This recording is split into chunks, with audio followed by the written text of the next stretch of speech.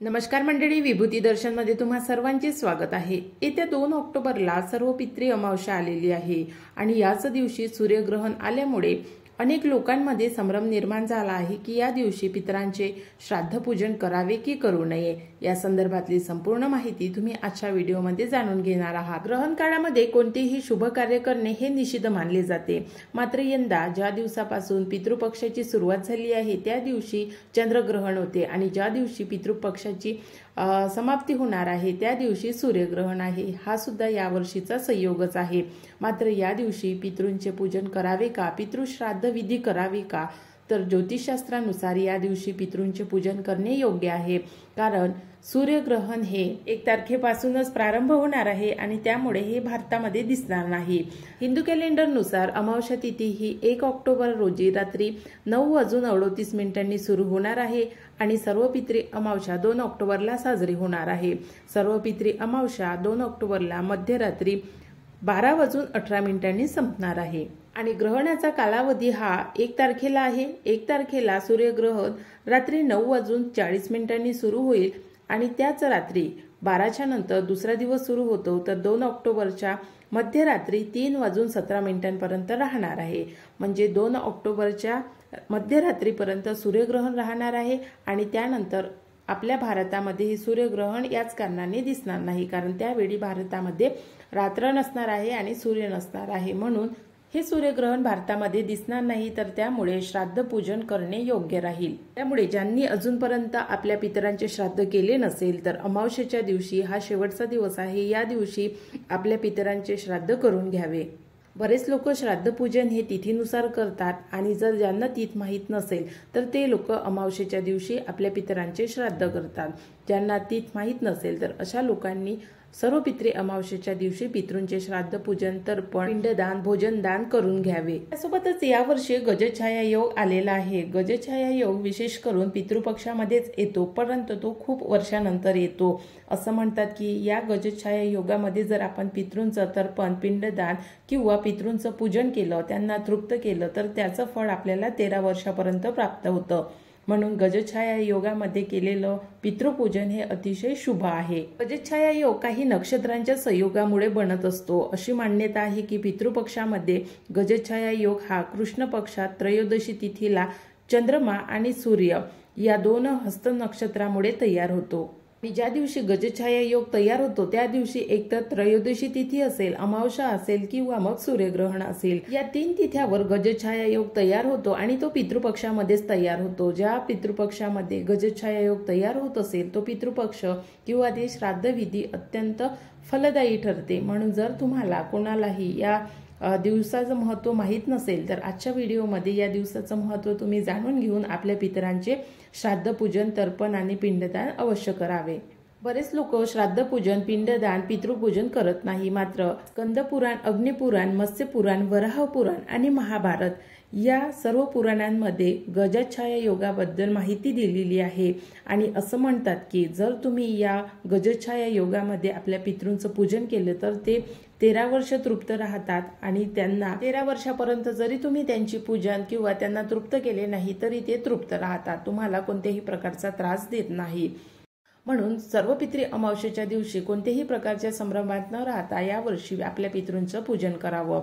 बरेच लोक पितृंचं पूजन करतात, तिथीनुसार करतात आणि राहिलेलं असेल तर अमावस्येच्या दिवशी करतात, पण बरेच लोक असे सुद्धा आहे जे पितृंचं पूजन करत नाही।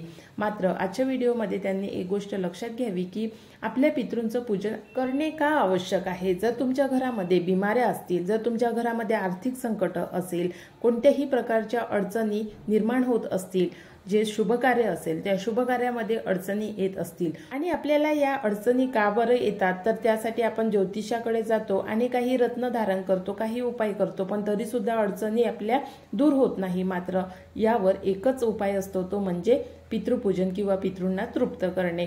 आपण ज्यांचं खात असतो त्यांनाच आपण तृप्त करत नाही किंवा त्यांचंच आपण पूजन करत नाही, त्यांची आपण आठवण करत नाही, म्हणून हे पितृ अतृप्त असतात। तर आपण जर त्यांची पूजा केली, प्रत्येक शुभ प्रसंगी त्यांना आठवण केली आणि त्यांचे तर्पण, पिंडदान, पूजन केले तर ते आपल्याला त्रास देत नाही। तर जे लोक आपल्या पितृंचं पूजन करत नाही अशा लोकांनी पितृंचं पूजन अवश्य करावं। कशा पद्धतीने करावं तर मागच्या व्हिडिओमध्ये तर्पण कसं करतात, पिंडदान कसं करतात, एकंदरीतच पितृपूजन कसं करतात।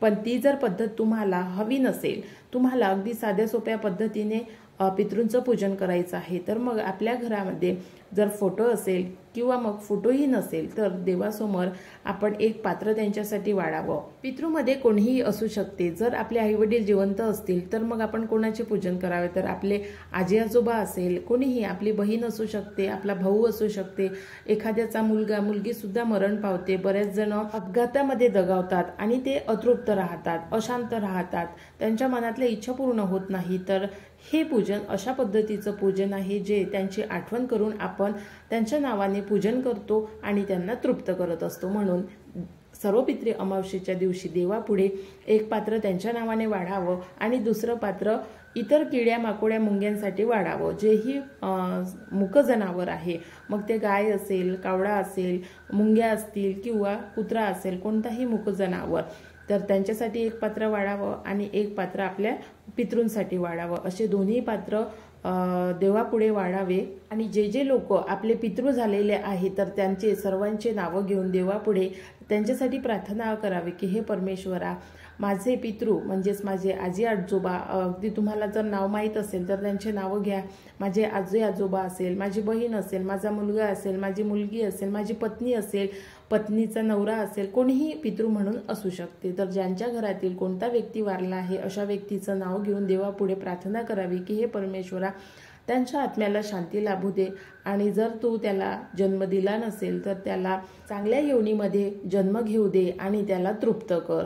तर अशी प्रार्थना करून हे जे पात्र आहे देवापुढे 5-10 मिनिट ठेवावं आणि त्यानंतर हे पात्र आपण गाईला, कुत्र्यांमाजरासाठी ठेवावं, मूक जनावरांसाठी ठेवावं। एक पात्र तर आपण मूक जनावरांसाठी ठेवावं, मग ते कावडा येईल, कुत्रा येईल, गाय येईल, कोणीही खाऊ शकते, मात्र दुसरं पात्र हे गाईला चारावं। अशा पद्धतीने सर्व पितृ अमावस्येच्या दिवशी पितरांचं नाव घेऊन त्यांच्या नावाने पूजाविधी करावी आणि अगदी घरच्या घरीही पूजाविधी आपण करू शकतो आणि त्यांना जे पदार्थ आवडत असतील तर त्या पदार्थांचा नैवेद्य त्यांच्यासाठी बनवावा आणि जर तुम्ही अमावस्येच्या दिवशी त्यांच्या नावाने काही दानपुण्य करू शकत असाल तर अवश्य करावे। ही झाली अगदी साधी सोपी पितृपूजनाची पद्धत, ज्यामध्ये तुम्हाला काहीही करावं लागणार नाही, फक्त पूजाविधी करून त्यांच्या नावाचा नैवेद्य हा आपल्याला दाखवायचा आहे आणि त्यांना तृप्त करायचा आहे। दुसऱ्या पद्धतीमध्ये आपण त्यांच्या नावाने पूजाविधी करून भात शिजून घ्यावा आणि भाताचे गोळे करून त्याची पूजाविधी करून त्यावर काळे तीळ टाकून त्यावर उजव्या हाताच्या अंगठ्याने पाणी सोडावं। तर ही झाली दुसरी पद्धत। मागच्या व्हिडिओमध्ये याबद्दलची संपूर्ण माहिती मी दिलेली होती। आणि तिसरी पद्धत म्हणजे ब्राह्मणाच्या हातून संपूर्ण विधिवतपणे पूजा करून घ्यावी आणि ब्राह्मणांना जेवू घालावं। तर ही झाली तिसरी पद्धत। यापैकी कोणत्याही एका पद्धतीने तुम्ही पितृपूजन योग्य पद्धतीने करून घ्यावं, तुम्हाला पितृदोषापासून सुद्धा सुटका मिळेल आणि तुमच्या अडचणी सुद्धा दूर होतील। तर या व्यतिरिक्त आपल्या हिंदू धर्मामध्ये दही भाताला खूप जास्त महत्त्व आहे। एक तर दोन्ही पांढऱ्या रंगाचे आहे आणि कोणत्याही पूजनामध्ये, मग ते सात्विक पूजन असो किंवा मग तामसिक पूजन असो, दोन्ही पूजनामध्ये दही भाताला खूप जास्त महत्त्व आहे।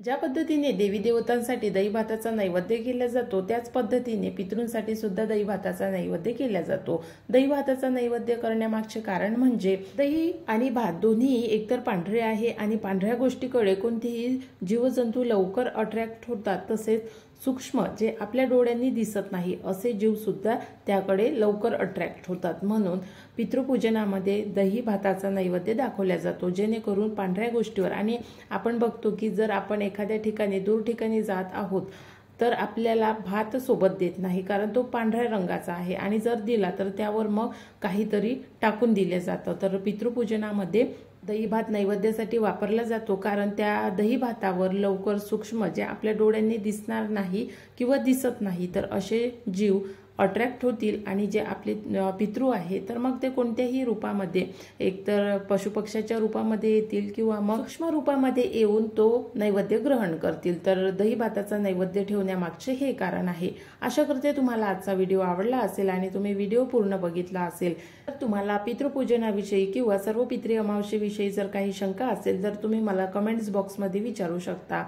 आजच्या व्हिडिओमध्ये पितृपूजनाविषयीची संपूर्ण माहिती तुम्हाला दिलेली आहे आणि पितृपूजन का करावं आणि प्रत्येकाने पितृपूजन आपापल्या क्षमतेनुसार करावं, जसं ज्याला योग्य वाटेल त्यानुसार हे पितृपूजन करावं। नवीन व्हिडिओमध्ये लवकरच भेटू।